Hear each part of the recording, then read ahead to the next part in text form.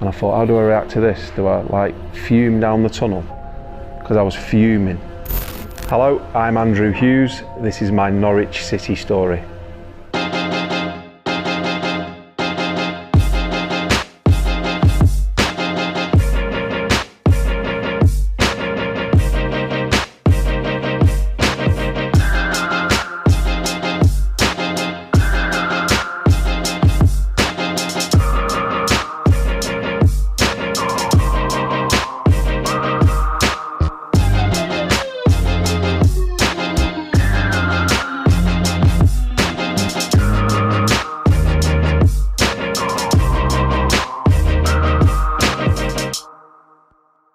Things were fine at Reading. It was just a normal pre-season. I'd finished the last season.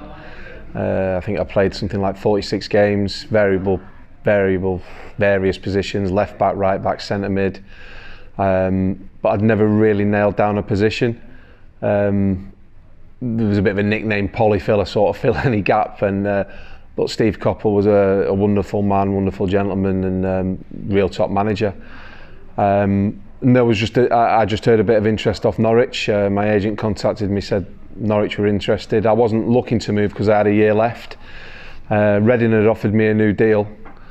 But then, obviously Reading accepted an offer. And then I just went down to Norwich and spoke to the manager and met a few players. That's how it sort of come about. But I wasn't looking to leave Reading because, I'd been there through quite a successful period. I'd got better as a player. I wasn't an amazing player, I never was. But I'd certainly developed there more. And maybe that's what caught in Norwich's eye, that when the times we played against them previous in the league campaign, they got promoted. And they were obviously looking to get back into the Premier League again. And they were looking to bring a squad together to do that, as well as keep the ones from last year. I thought, wow, big club. Big names, obviously. I knew Flem because I used to clean his boots when I was at Oldham. I was a YTS, used to clean his boots, and he was the same then as he was then. He's still big time.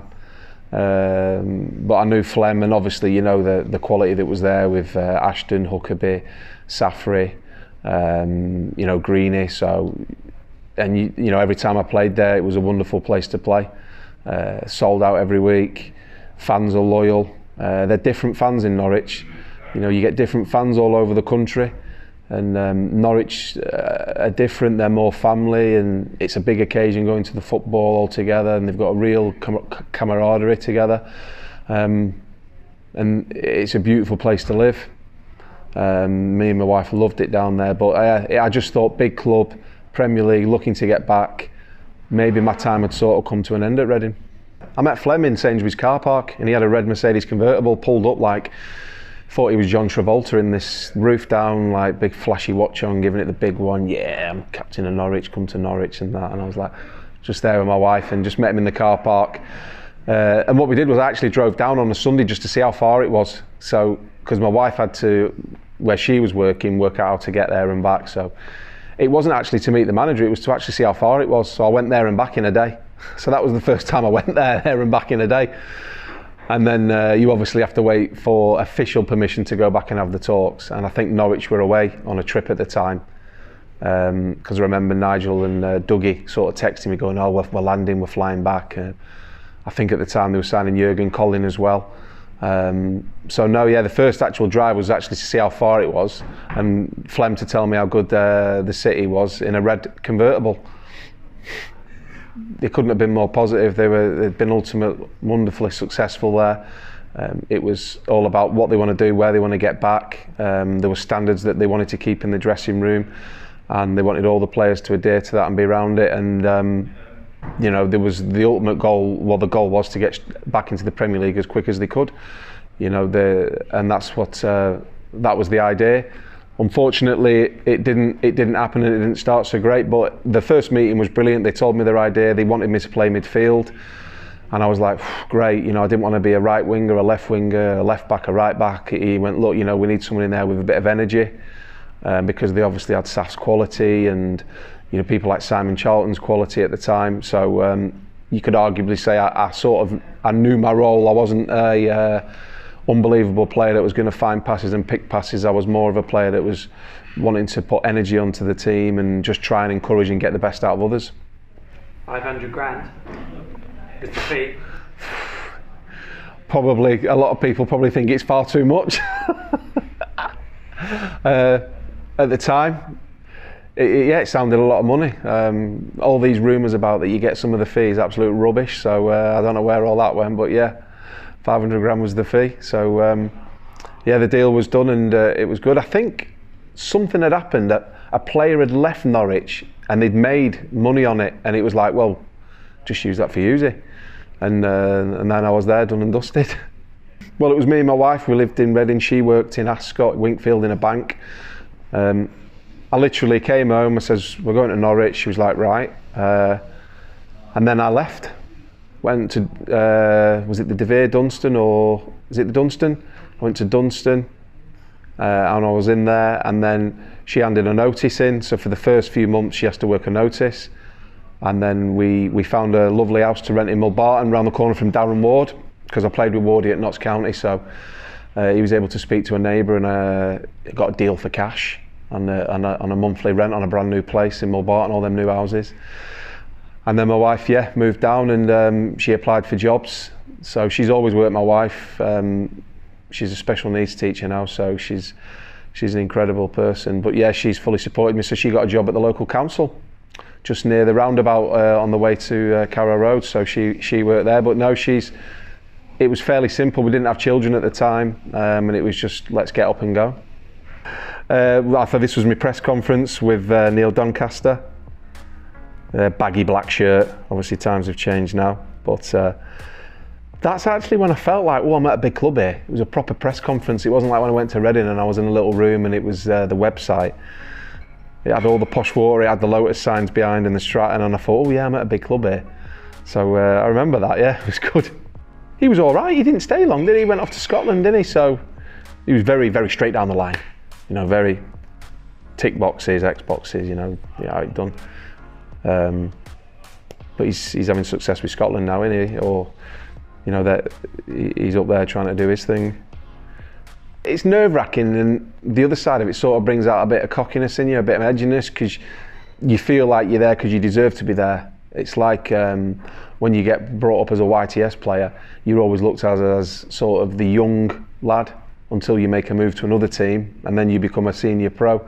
But I was walking into a dressing room with big players, so I felt that like I just had to be positive, and you know, it doesn't bother me who they were, and you know, I was positive and became great friends with a lot of them. A lot of funny characters, a lot of funny stories, a lot of good days, bad days, arguments, but that's what football's about. A lot of learning as well. I watched how other top players at the time behaved, tried to adhere to them and learn off them. I.e. Greeny with his Olympic lifting that no one ever saw, with his silly shoes on and his silly gym gloves. Hooks, 5,000 sit-ups a day.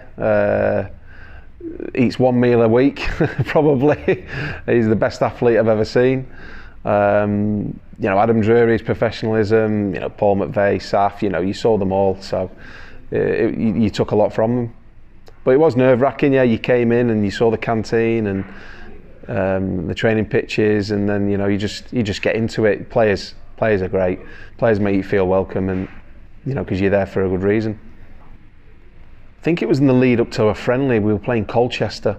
I think it was just a five-a-side or something like that, but there wasn't anything. I do remember though, Dean Ashton, in one of my first training sessions, I didn't realise how good he was until he kicked a ball, and the technique of someone rolling a ball to you and driving it front on is one of the hardest techniques you will ever see or ever attempt to do. I probably got banana foot and kick it in the stand, but someone rolled Dean Ashton a ball and he hit a ball like I've never seen anyone hit a ball, and it made this sound and it went in the top corner, and I just turned around and looked at a few players and they were all like, and they've obviously know it and played with him, but I remember that first bit where I knew then that he was special and going to go bigger. Oh wow, know the score. Look at that, young Hughesy. I like that one. It's got my captain's armband on. Can I keep this one? I have no idea what that's about, but what terrible baggy trousers I've got on, and skinhead. What was that about now to score? Literally no idea, but the EDP ran it, so it must have been Okay, good. fair enough. 17, there's your number. Right, gone past that one. Why 17? I think that was the only one that was left that they could give me. I don't know why 17. We wanted to get on a good start. We'd been, I think there was 3 home games in a row. Something had been rearranged with Coventry, you know, and the place was buzzing. I remember getting to the game early. I always like to get there early, park up, and fans were everywhere. I was excited, but I was excited to try and do well for the fans. I wanted to, you know, to go out there, and you want people to like you. You want your efforts to be sort of appreciated, and you have them nerves of going out and doing well, and then you have the pressure of it being such a big club and winning games. First 3 games didn't go well at all, and then you sort of got the pressure of the local press and what the club was really about, and then from them everything didn't really get going. I think the first win we got was a 2-1 win, or I think Paul McVeigh scored the winner, and it was like, I can't remember the game, but yeah, it was a tough start. It wasn't an ideal start. Maybe the other players like Flem and the Hooks and Ads, you know, maybe they might sense there was something different from last year, but I didn't know if there was anything different. I just, you know, maybe it was a bad start. I've been at clubs that have had bad starts, but on the other hand, I looked over and Reading were top of the league. You know, they had a great start, and they weren't expected to do well. And we all know that season Reading went straight up. So, you know, but you can't think about that and live by your regrets. I don't regret anything, because there's plenty of reasons. Norwich was an amazing place for, you know, it's where me and my wife started our family basically. So it's there was a long journey with that. So, but no, I'm sort of going off there thinking about something else, aren't I? But it wasn't a good start. It wasn't a good start, and you sort of knew by then the pressure was building. Plus, I wasn't playing well. I wasn't.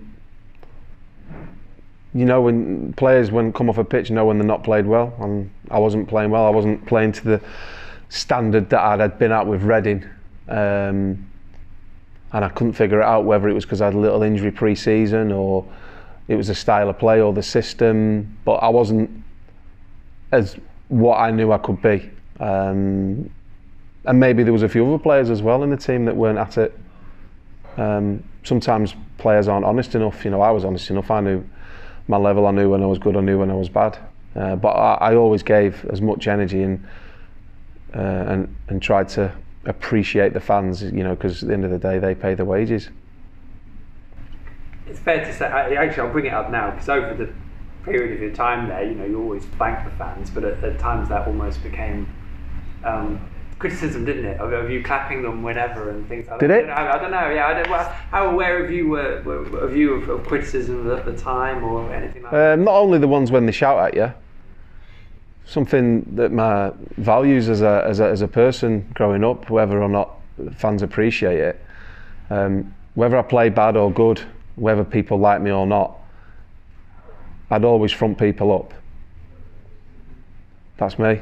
There was times I remember, I think we got bashed by Luton. I think Greeny tripped into the net and scored a goal, and you know, I clapped the fans after, and they're amazing. They followed us everywhere. It's a big club.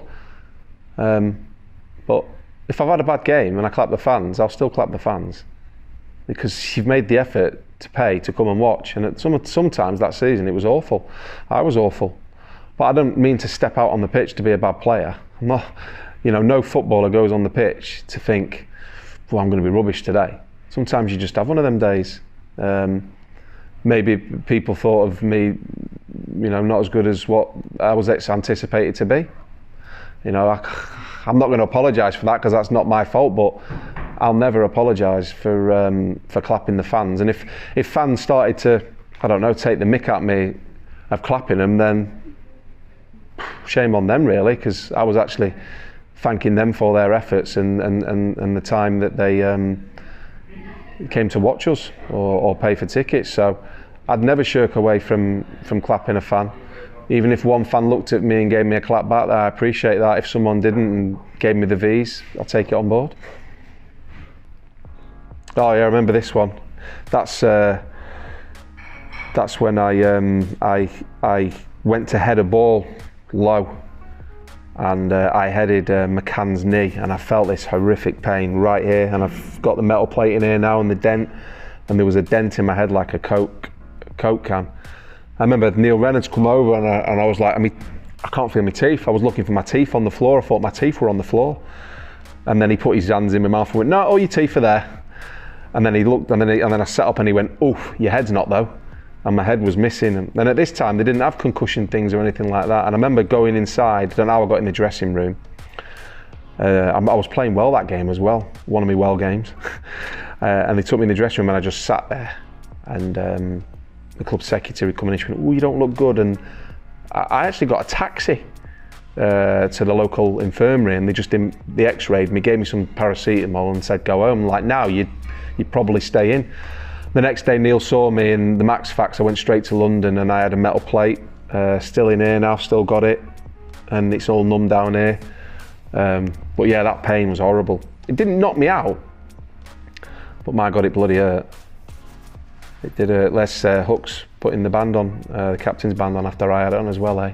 Darren Huckabee, what are you like? You knew that. I played under Pards at West Ham, so he'd asked me about him. So I'm not going to turn around and go, no, don't touch him. I was like, he's probably one of the best strikers I've played with. For everything, hold up play, great lad in the dressing room. So I'm not going to turn around and go, nah. I was like, yeah, he's top. He's top. I said, why are you after him? And he was like, well, yeah. I was like, well, it's going to cost you a lot. So, and that was it. But Dino was funny guy, Dean. He'd have the biggest pre-match meal on a Friday, and he'd have his little routines, and he'd obviously had a lot of injuries and this and that. But what a lovely guy, lovely man. It's a shame he never got to really do what he did, because I think he would have gone on to be one of the best. His hold-up play and link-up play, but he deserved his move. At the end of the day. If a big club like West Ham comes in and they're in the Premier League and Norwich aren't, maybe if we'd have been top 6, top 5, it might have been, no, let's hang on to him, see what happens, but it wasn't. And it wasn't meant to be, and he sort of, he made the move, and we replaced him with Ernie, didn't we? We got Robert Earnshaw, who was, you're thinking, wow, goal scorer, but different goal scorer, because we had Peter Thorne as well, who was more of a hold-up man, and Thorne was sort of a squad player. But then Ernie came, and Ernie wasn't Dean. But ultimately, I think it was where we were and the money. And that's football. There'll be times this year with Norwich's team now with Daniel. There's players in there in my eyes that are worth 30-40 million.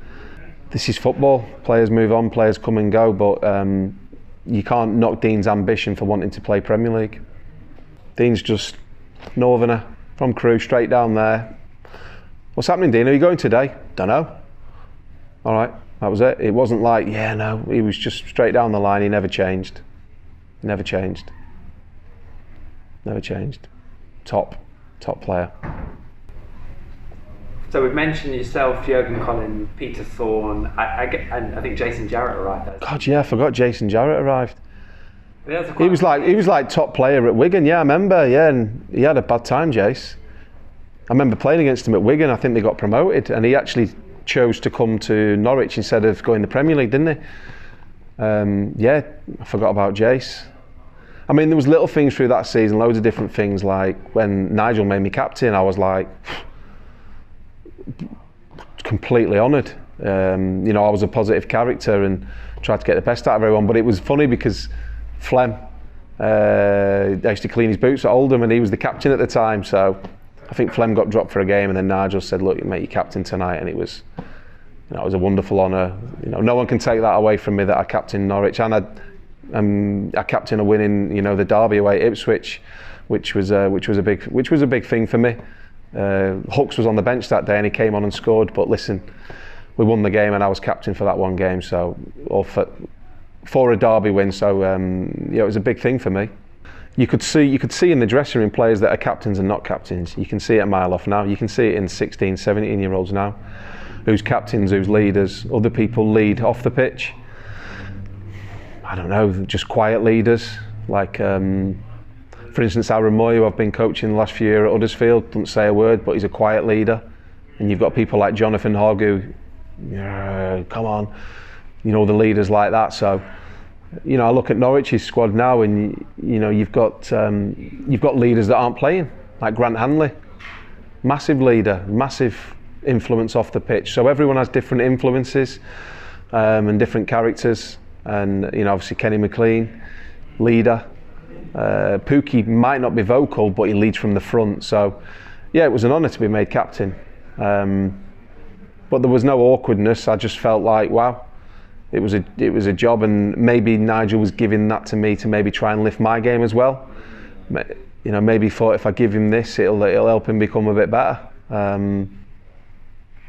Sometimes managers do that.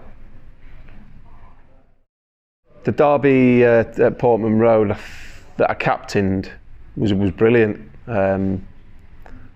Just seeing the fans after and win there was great. It was good. I remember one of the derbies at home, actually, because I sort of ended up moving around, didn't I? I started playing right wing, left wing, and I remember I started playing left back, right back in one of the games, and I remember I smashed Roberts, their left winger, good player, and I remember I loved that. I enjoyed it. It was good, and the fans were good. I made some good tackles in that game. But you can see how much it means to the fans. You even see it now. Any derby game, it's what it's about. It's not about performing. It's about doing whatever it takes to win. But they're good, great games to play in, especially that game. It's a big one. It's me and Deza away at Ellen Road. I'd known Deza since I was 18. I scored in that game away at Ellen Road. So I think we were 2-1 up in that game, and me and Deza were having a bit of a battle. Good game, we played well in that game, and I scored in it. So yeah, that was quite a good moment for me. I remember we drew the game 2-2. They scored, I think, a free kick last minute or something like that. Yeah, but I remember that one. Deza, look at his barnet, look at me, bald as anything, eh? I think the fact was to go away, really look at yourselves, rethink what you could have done better, because everyone could have done something better, and come back with a positive mindset for pre-season. That was it. It was really batting the hatches. It's been a poor season. Everyone deserved the criticism they got. We lost a few players, but you have to deal with things like that in football. You have to go away, reevaluate, look at yourself. I certainly looked at myself, because I wasn't good enough. And I don't like feeling like that. You don't like coming home thinking, I've not been good that season. So try to do things different. Should I do a different off-season program, training plan? But no, just went away, thought about it, and I thought, right, let's get our heads round for next season. Let's see how it starts. He was good character. Remember, he used to come in and do his speeches and have a little rant, and he'd have his thumb like that, and he'd bang the table, and I'd be like, oh, he's not breaking his finger banging his table that hard, I don't know. But I remember one game, I think it was the first season or the second season, I can't remember, but I did something in the game, and after the game he called me a clown, and I started laughing. And he was like, who do you think you are, a clown, and whatever. So I thought, I'll show you. So I think the day after, I went down to a fancy dress shop and got a clown's outfit and got a bucket with all, the fake confetti in. And I came in, and Paul McVeigh was sat next to me. What are you doing? I says, we're having the meeting, aren't we? He's going, yeah. I says, I'm going to walk in a minute late. So I walked in a minute late in my clown's outfit, and I don't think him and Dougie really knew, my banter really knew what was happening, and I went, am I a clown, am I?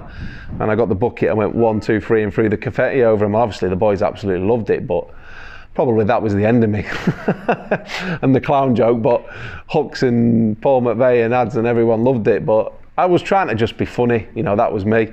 He called me a clown, so I thought I'd wear a clown outfit.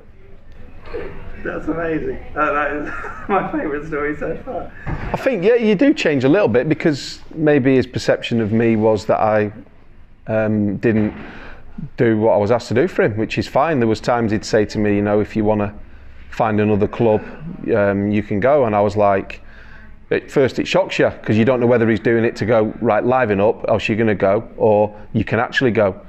But my reaction was, no. I says, I'm here to play and I want to get better. I says, my wife's moved here, I've moved here, I've give everything to move here, so I want to stay and do the best I can. And then that was it. He was like, right, okay, that's fine. And sometimes I found myself on the bench or involved, or, you know, whatever. A few games I had a bad injury. You know, Nigel was good. He's, you know, he is what he is. He's a successful manager. He has been successful. So no one can ever take that away from him. But yeah, no, that's what managers do. Sometimes players aren't, as if to say, putting food on the table. And I don't think I was actually performing the whole time I was there. I maybe had 1 or 2 good games, but I was never you know, like a 8 out of 10 every week. And you know, that did hurt me, because I really wanted to do well for Norwich, because it's a great place to play football in a good city. I think you always sort of see whispers, and you get the feeling in the dressing room when a manager's struggling, because they do things different. Like Nigel used to do his run around the outside of the training ground and the Colney, and sometimes managers behave different when they're struggling. I've seen it playing for other managers and obviously working with managers and coaches. They try to just do things different to get a reaction, and you sort of sense something was wrong. You know, things weren't going well. The style of football wasn't winning football. But was that down to Nigel? Maybe. Was that down to players? Maybe. There was a culmination of plenty of things that might need changing, and certainly you felt the pressure. But that's the pressure of playing for a big club, and you know, and that's the pressure Nigel took of managing a big club. So yeah, it was a shame, but sometimes that's what football clubs have to do. They have to put it in the press to maybe lift the manager, and that's, you know, that was maybe Norwich's choice. So it comes out, you see that they've put that statement out, and then how does that affect the mood going into the Burnley game? Because a lot of fans would have watched that and gone, oh, are they going to play for the manager? Well, no. Yeah, I can't answer that, honestly. We just wanted to go out and do our job and beat Burnley. I mean, I was on the bench that game, and it was a heavy defeat, wasn't it? Was it 4-1 or something like that? And I remember I came on, not even for long. I was just fuming that we'd got beat, and then fans were like saying stuff about me and certain fan, and I shouldn't have done it, but I reacted and sort of jumped in the crowd and went for it. He was like, your fault, and I was like, how's it my fault? I'm a sub. Is this whole season and getting sacked, is it my fault we're in this, or is it everyone's fault? But I just took it personally. Obviously the fan was a loyal fan that had been paying for years to come, so I've got no hard feelings about it. You know, he's a passionate fan and I'm a passionate player. I take pride in my performances, and I knew that I hadn't been good enough, and maybe that was just that just tipped me over the edge. But do you regret things in football? No, I don't regret it. I'm sure the gentleman doesn't regret saying what he says, because he earned the right to say it. You know, players that get upset what fans say, you've got to let fans say what they want, because they deserve it. So yeah, I jumped in the crowd. There was a bit of trouble, a bit of this and that, and nothing really happened. And then we came in after, and it was just weird atmosphere.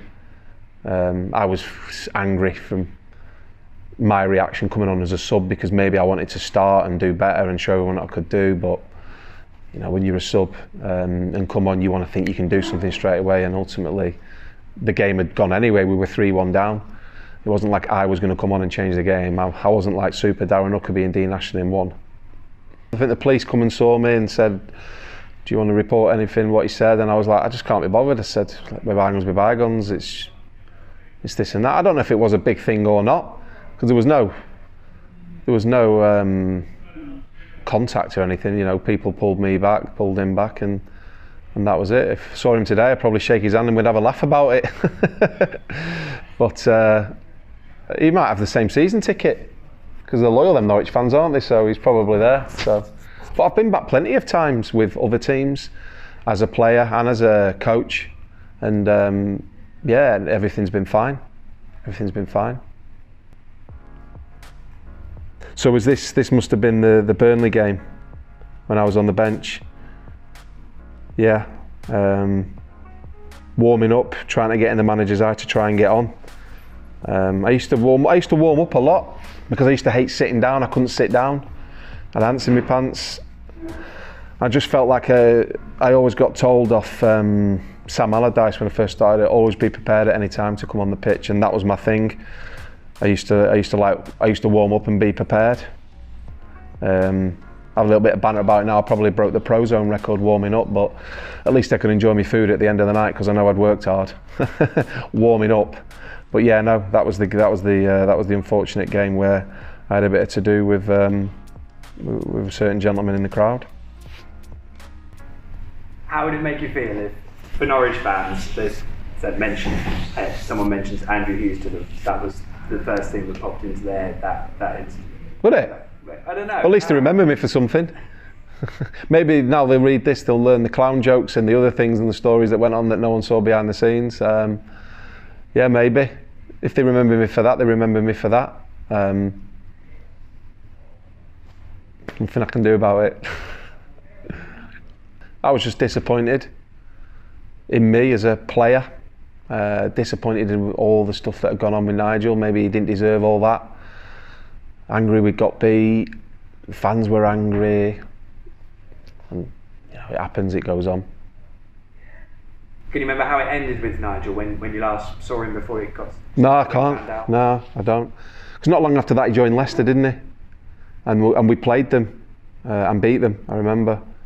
But no, I can't. I played left back that game.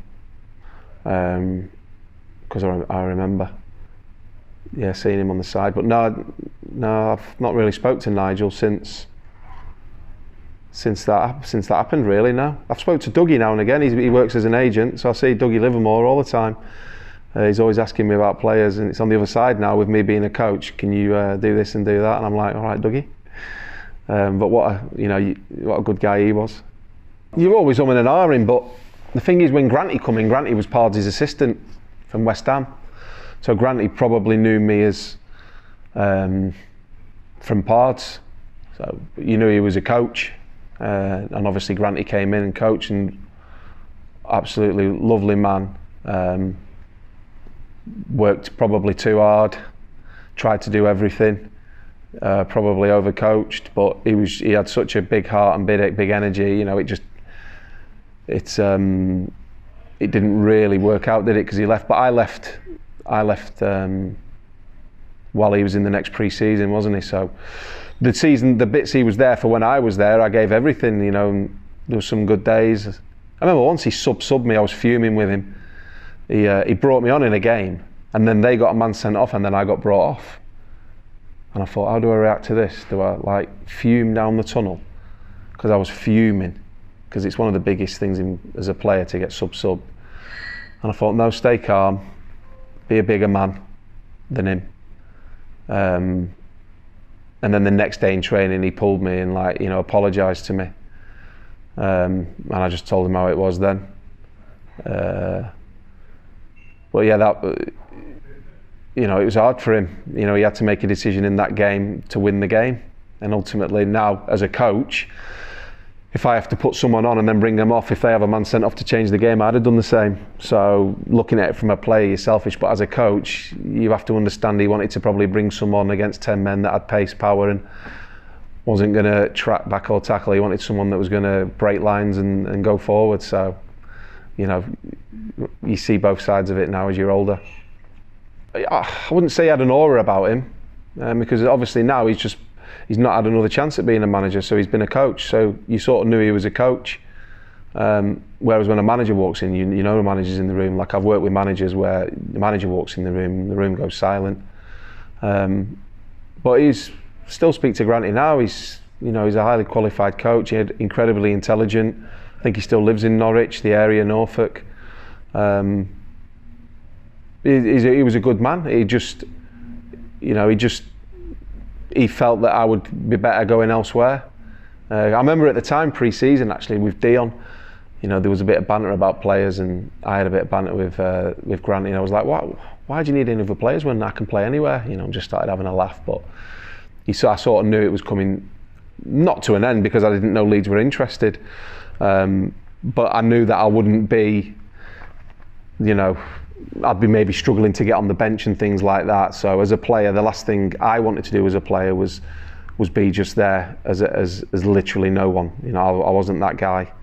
I wanted to be a footballer that was involved every weekend, and he wasn't able to guarantee me that.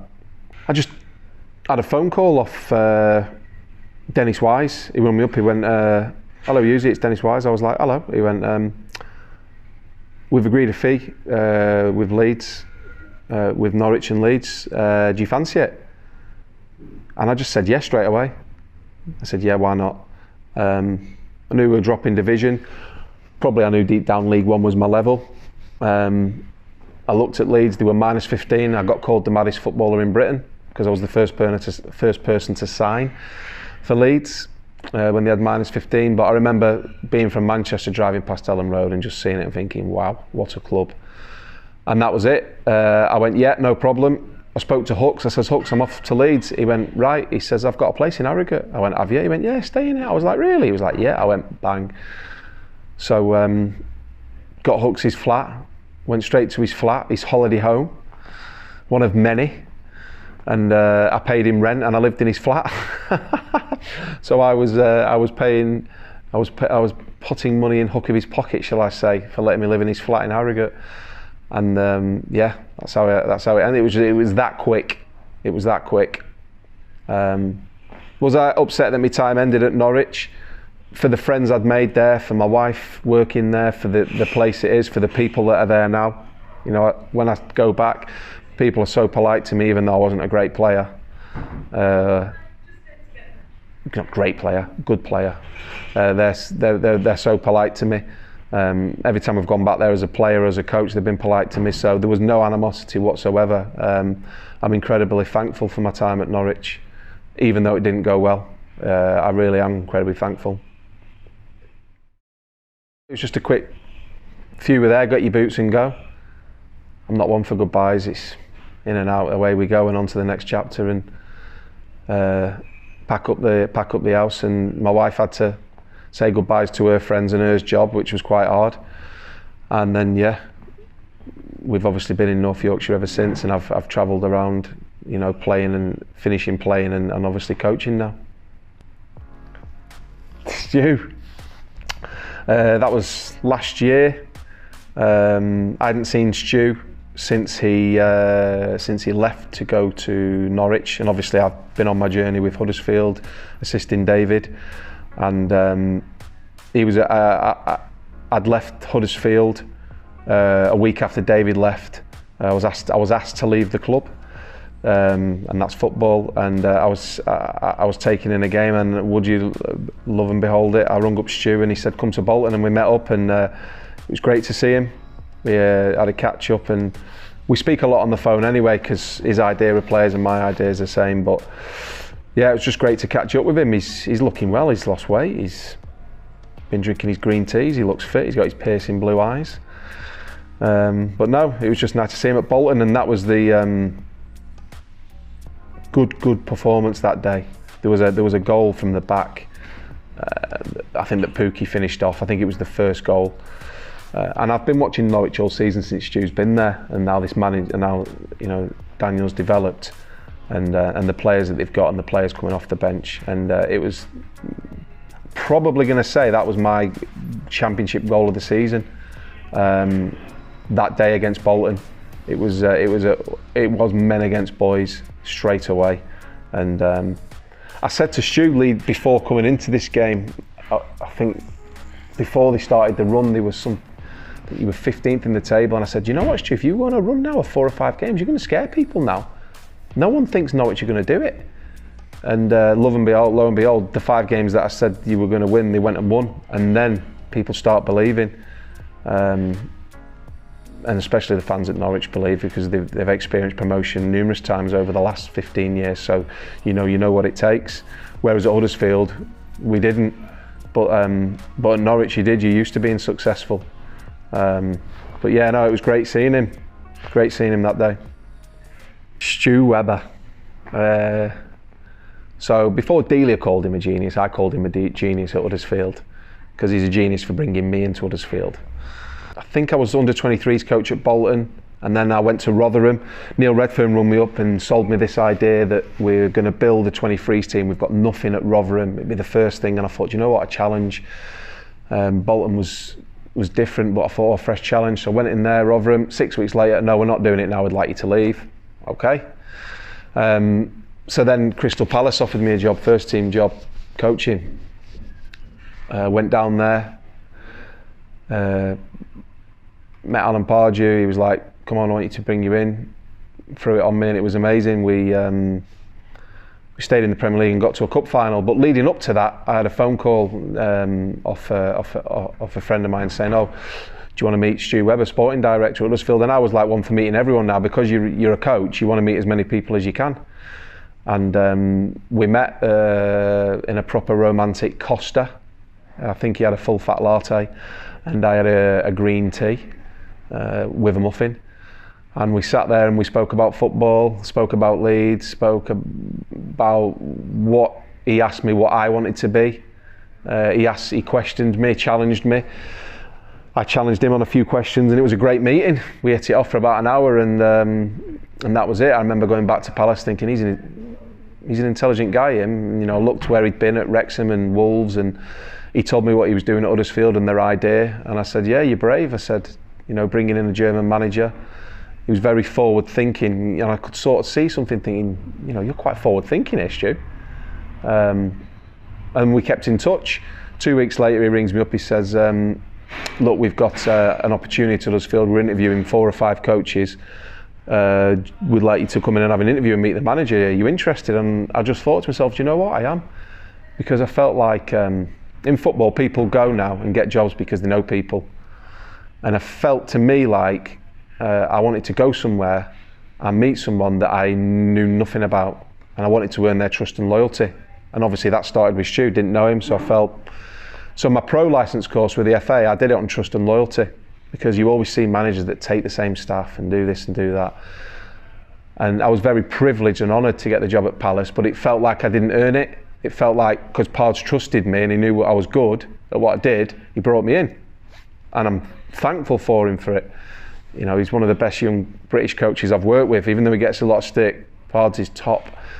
Anyway, back to Huddersfield, there was no one there. Stu, I wanted to earn a relationship with Stu, and I had 4 or 5 interviews with David and Stuart, Dave, Stu and Christoph. And the more I got speaking to him after 3 interviews, he rung me up and went, we'd like to come in, and I went, yeah, do you know what, I'm coming. And we hit the ground running, me and Stu. He's got his idea of football and players. His eye for a player is incredible. His work ethic is second to none. You know, I'd be in early at 7 in the morning early. I'd try and do my fitness before anyone comes in, because as a coach you don't want to be in the gym with the players. So I'd go in the gym, but he'd be in there before me. He'd be flying back from, I don't know, Germany or Belgium, or he'd been somewhere watching a game, or he'd been in Scotland. We'd talk about players and young players, and we just hit it off. He's very honest. You definitely know yes and no. Yes means yes and no means no. Never underestimate the power of yes and no with Stu Webber. It's as simple as that. He makes decisions that people don't like, but he does it for the best of the club or wherever he's at. Would you say he's ruthless? No, you just say he's good at his job. Very good at his job. I think the best people are ruthless and simple and clear. And if you've got a clear plan, you're enabled to follow it. And he had a clear plan at Huddersfield. He had a clear strategy. He brought in David. It was, you know, both their ideas of football. And then Stu did the recruitment. Obviously, I did it with him with players. You know, the things like Casey Palmer, Izzy Brown, I'd experienced that and the contact. But, you know, bringing in the German players that he did and other young players. And you see now what he did at Huddersfield, even though he left before the end of that season.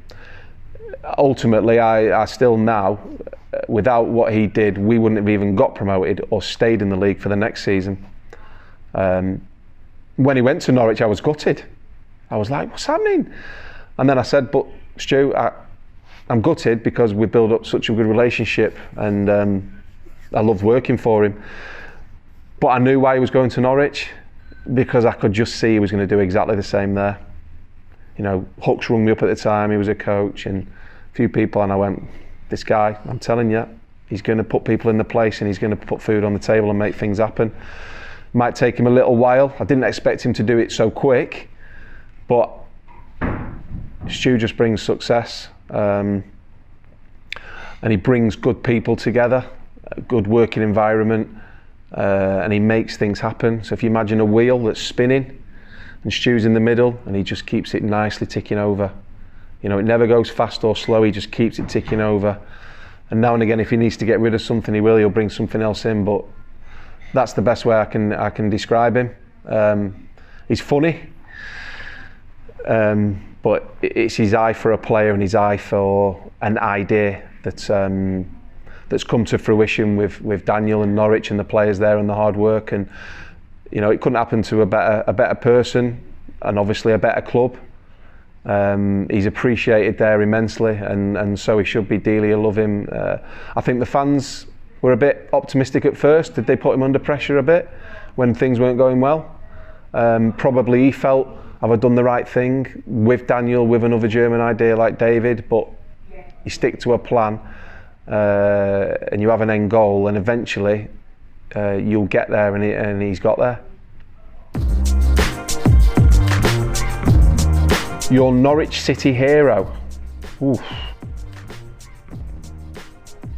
Good question. The team I played in, or watching Norwich City? Because you know, I can look at two things. The time I was there,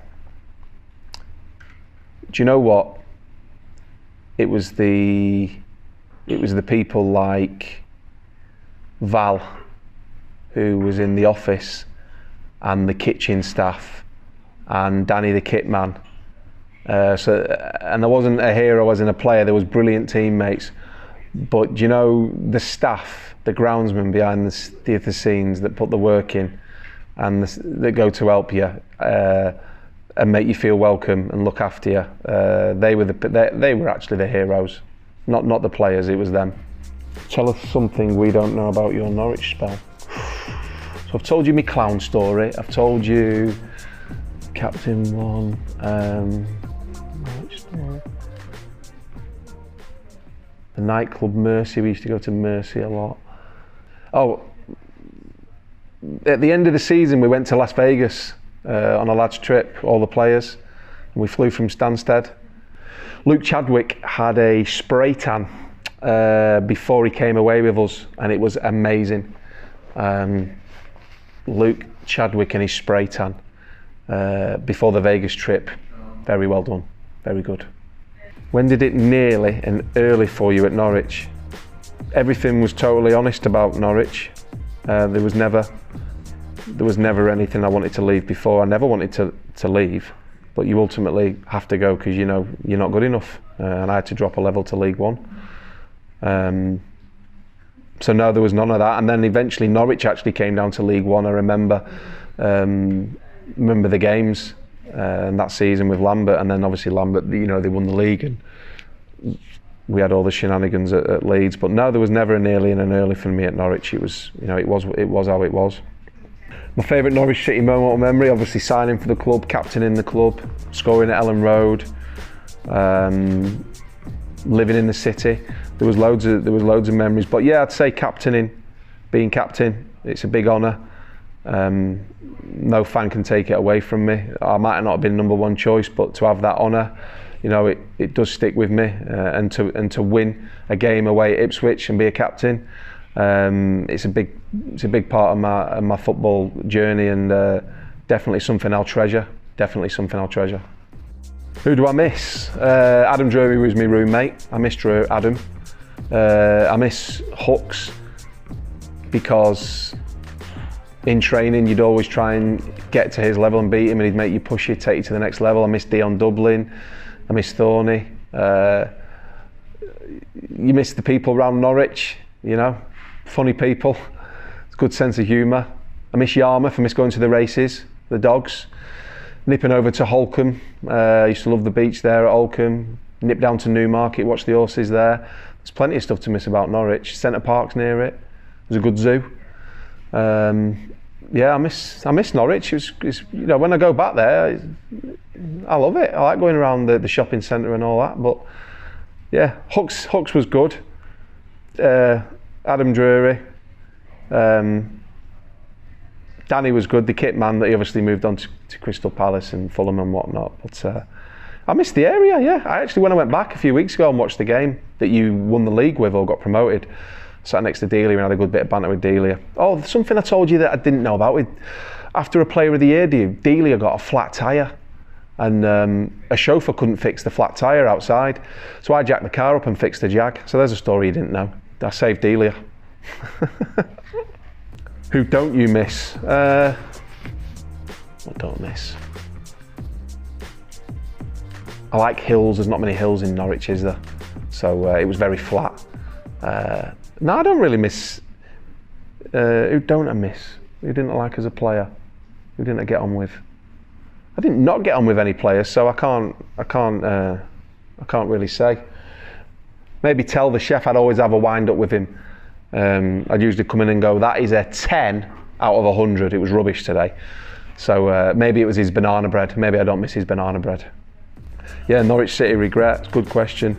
Never ever getting to the level that I wanted to get to, and perform for the fans and ultimately be respected.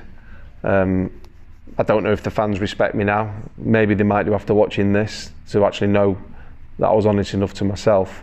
But it was my biggest regret that I never performed to the level that that I should have got to.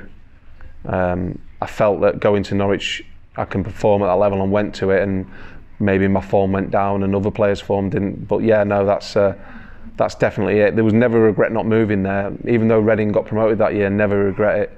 I loved my time at Norwich. But ultimately, as an apology, my performances were far too below par. Was the grass greener? I think throughout your journey you go to clubs and you always have amazing times and low times. In football there's a lot more lows than highs.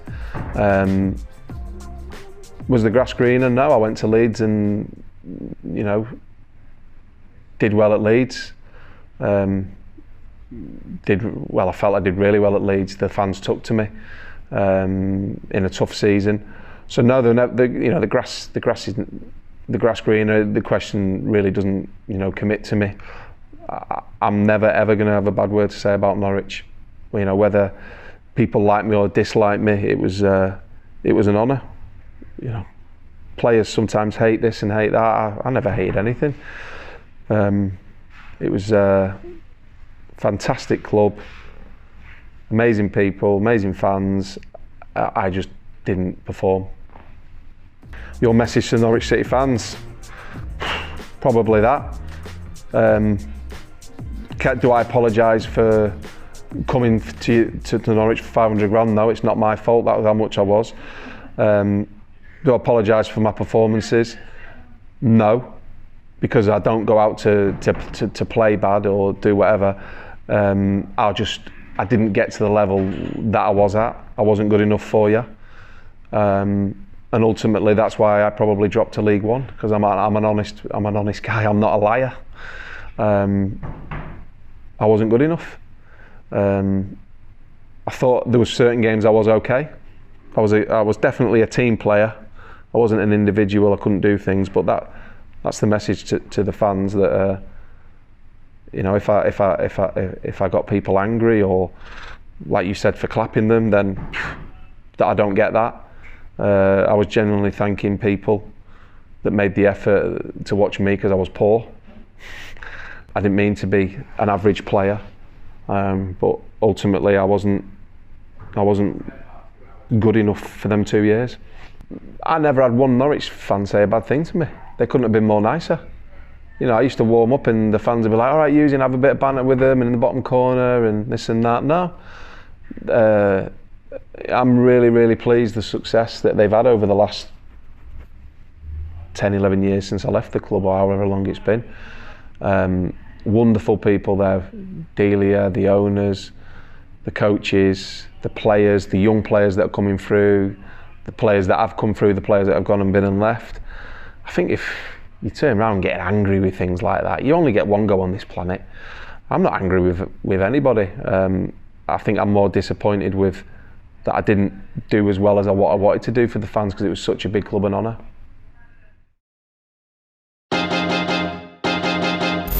I nominate Dion Dublin. Has he been done? No. Big Dion. What a character, what a guy. Absolute leader. As soon as he walked in the dressing room, you thought, wow. Everything about him makes you want to be a better person around him. He sets an example, and he certainly, the time I was there with him, lifted me and encouraged me and made me feel good when I wasn't good. Yeah, as a leader goes, probably one of the best out there. So yeah, Dion Dublin.